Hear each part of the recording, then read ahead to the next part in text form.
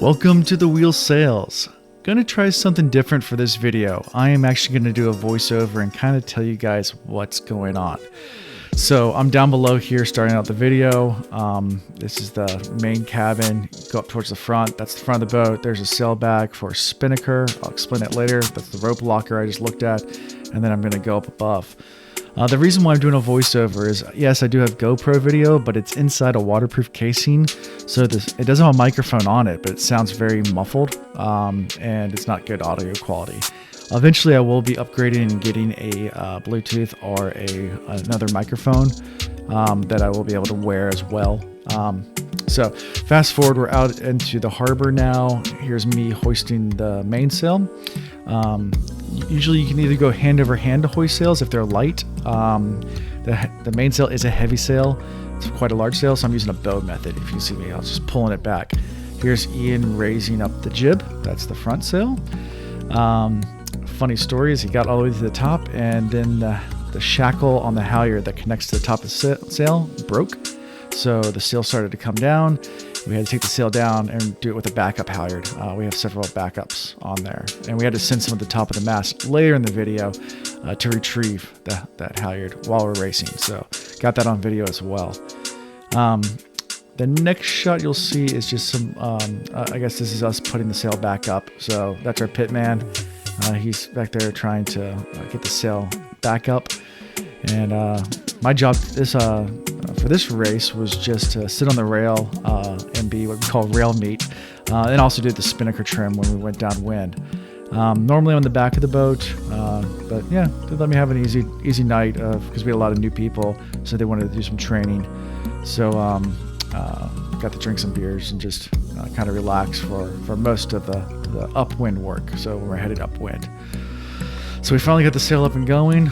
Tom up there is our bowman. He is getting that sail all squared away to go upwind, and then we should start to hike out soon. This is where we slide down, slide our feet over the side. Yep. And this is to keep the boat at an ideal angle, because when you're sailing, you want to keep the boat at a certain angle through the water. It's not so you won't flip over. These big boats have a massive keel on the bottom of the boat. It's about 10 feet underwater, and there's a bulb that weighs just about as much as a F-250 pickup truck. So boat's not going to tip over. Yeah, doing a little cheers, drinking some Mexican beer. So my job on the rail is really just to keep on talking to the crew, looking out of the water, looking for wind, looking at other boats, while I'm getting ready to do my actual job when I go downwind. This next shot I'm going to show you, I'm going to turn and look at the mast, and you'll see all the controls to actually the different lines and ropes, and I slow the camera down so I can kind of show you guys for a few seconds what that looks like. So at the mast here, you can see I slow it down. You have all these different ropes coming down off of there. Some of those are halyards.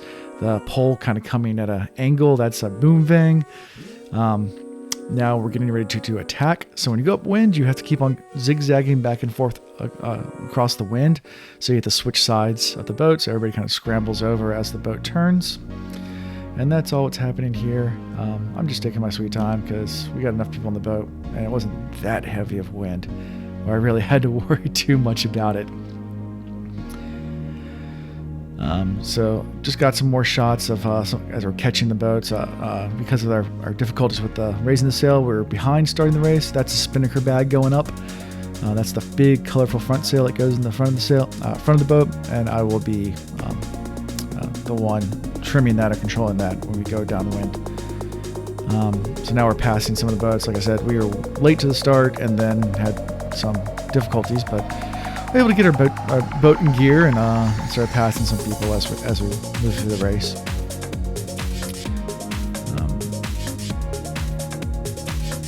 So just moving through, kind of get some action shots of during tacks of everybody scrambling over the top of the cabin there, and we're keeping our heads down low because this thing that swings past is called the boom, and if it hits you in the head, it's a whole lot of pressure on there, and it can actually kill you if it's enough wind out there. So you kind of crouch down, and it swings over your head. You can see everybody kind of crouched down, kind of going underneath it. Here we're doing 2 tacks real fast because we're actually now turning and rounding the mark to go downwind. So I believe in this next shot, it's going to be me getting ready to trim the sail. Actually, take that back. They had the bag for the kite on the wrong side. The spinnaker is also called a kite. So they switched that blue bag's where that spinnaker is. So now they're attaching everything to it. I went up there to help them because they were scrambling. Like I said, we had a lot of new people on the boat, so we had a lot of learning going on. Those ropes attached that Karsten, the guy in the blue shirt, was just playing with, attached to each side of the sail. And then the halyard attaches to the top or the head that goes underneath the jib, the front sail, and up to the top. Unfolds, and you have a big, colorful sail to go downwind. You can see people in front of us already have their kites or spinnakers up. Spinnaker is called a kite, a chute, spinnaker, all sorts of different names for it. And there's different types of spinnakers as well. So, like I said, I'm at the mast right now. I'm helping them out with the spinnaker pole. That's what I'm raising up right there. This helps keep the sail shape as we are sailing downwind. So that raises all the way up, and then there's another, you can see that yellow line, if you saw that kind of pan by, yep, see again. So the pitmen start to pull that up, and I'll pull the front of the spinnaker pole up. So it'll be perpendicular, or parallel, sorry. Perpendicular to the mast, parallel to the deck. So once they get their acting gear, I believe we're gonna cut quickly to us actually doing a hoist. So some things that have to happen for this hoist to go off correctly. Once they get the pole up, someone in the back will trim a line, or rope, that's called the guy, and that's going to pull this pole back and also pull part of the sail out of the bag. I have the part that actually controls the shape of the sail, or the trim. So I will be the one that will be actually trimming the sail once it goes up. So I have to wait till it gets all the way to the top, and then I can trim in. So you'll see a couple things happen right now. Now the pole's level. So you should see me walk back at this point to the back of the boat to grab the spinnaker sheet to get ready to trim as we do a hoist. And here I go. So I'm walking towards the back of the boat. And the cockpit's kind of crowded. I stay on the deck top. I just picked up the spinnaker sheet, which is the rope that controls the spinnaker. And I stay up top and don't get in the back of that cockpit because it's kind of crowded with all the jib trimmers. So now they're doing a hoist. We saw Mike there in the pit, and Karsten's now doing the spinnaker hoist there with the red line. So it doesn't take long for the sail to get up, and you can see how they pre-fed it. So see the sail sticking out in front a little bit? That's where the guy pulled that pole back a bit. You can see it pop up, and once they say made, which means it's all the way up, I pull in really hard on my sheet, and you should see it pop in a couple of seconds. And boop, there it goes. And collapsed a little bit at the beginning. That's because there was a lot of pressure on there. I needed to get a grinder, but there it pops out. So just fine. At that point, we lowered the jib down, so we just have the mainsail and the spinnaker. So now cut, jibs down, flying this. When we do fly it, what you want to see is the edge curling just a little bit at the top. So right now we're going through a jibe. So what happens here is the mastman's going to trip the pole. He's going to take the pole off the sail. And like flying a kite, I had to grab 2 lines and free fly this thing. So this is like a massive kite, and I have them on winches. So, but it's with no grinders, and you have to use a lot of muscle, and you basically rotate the kite around as the boat rotates. So you keep the angle to the wind the same through this entire maneuver. So you'll see the mainsail is going to swing across. Now, see the pole went down. I'm flying this kite without a pole, without any help at all. This is just takes a lot of strength and a lot of fine maneuvering. And then we come out of it. I'm able to drop to the other side. The pole's back on. We're good to go. They'll pull that back just like they are now. So you can see the pole starting to come back a little bit. And yeah, and then we're sailing. So cut now to the action sequence. This is when we had to send Tom, our bowman, to the top of the mast to retrieve the halyard that we went missing. The reason why we want to do that is because you never want to have too many halyards up there. If something else goes wrong, you want to have as many halyards down. So if we have a long leg like this, where we have time when we're racing, it's good practice anyway. Send someone up to the top, go get the halyard. So he's going to go to the top and get that rope. So you'll see them start to hoist him up. You'll see him climb up here for the next couple of minutes.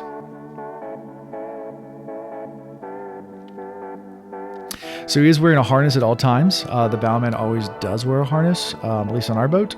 The reason being is because you never know when we might have to send him up. Something might go wrong up there, and we have to fix it when we're underway and we're racing. We don't stop for really anything. So we've gotten pretty good about, being able to repair things on the fly like this.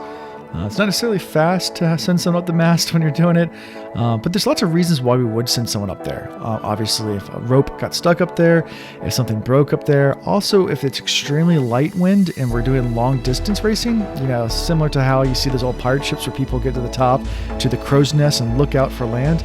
Well, we'll go up there and look for wind. So if it's a really, really long race, occasionally we will send our bowman up to the very, very top. Because you can get a better view and find wind, because you'll see the color changes in the water where there's more wind on the water. So that's pretty rare when we do that, and that's for really long distance multi-day races. Right now he's almost to the top of the mast, has only a few more. I think actually he's able to reach up there and grab it now, so he should be coming down soon. We use safety, usually use double ropes on him while he's going up. So he has multiple points in case one rope breaks. He's not going to fall to his death. He's a backup. Safety first. Plus all these ropes and lines are weighted for tensile strength, a lot more weight than any one person is. Of course, they do break from time to time, but usually it's under pressure from the sails. These sails do load up with tonnage. So for example, the main sheet, that orange line, if you can see on the boom, it's running right alongside the boom and runs back. That's actually rated to be able to pick up pretty much a house. It can pick up an airplane, F-22 Raptor, if you're familiar with U.S. military airplanes. It's actually rated for almost the exact same weight as that. So it's pretty powerful stuff. It's carbon fiber core with a Kevlar weave. So it's not going to break. These ropes don't break easily. The sail, if you see the sail is golden, the spinnaker's obviously not. That's actually made from Kevlar and carbon fiber weave as well. Very strong sails. And then it's laminated. That's why it has that little shine to it. So our bowman is down, so at this point we'll cut back to some racing. I think the next scene we're going to do is just the takedown, so I show you what it looks like when we take a spinnaker down. It's also a multi-man procedure when we get ready to do this. So yeah, so now we're coming up to the mark, getting ready for a takedown. The job here is the pole's going to swing forward. You can see the mark, this little red buoy in front. That boat's about to go around it. It's in front of us. And what happens here is everyone's working at this point. So the jib starts to go up. As you can see, the jib's already started to go up. The pole swings forward, just swing forward, and now they're letting the sail out. So everyone's pulling that blue sail down the front. In the back of the boat, they're starting to trim these sails in because we're about to turn up into the wind. So you see everybody in the back. If I look back there, I probably don't. They're all moving winches and grinding and trying to get the sails in while everybody in front of the boat's trying to stuff that sail down. My job right now is trying to, I can't see, but I was trying to clear lines, and now I'm running up to actually fix the sail that got caught up real fast because everybody else is busy working. My job's kind of done here.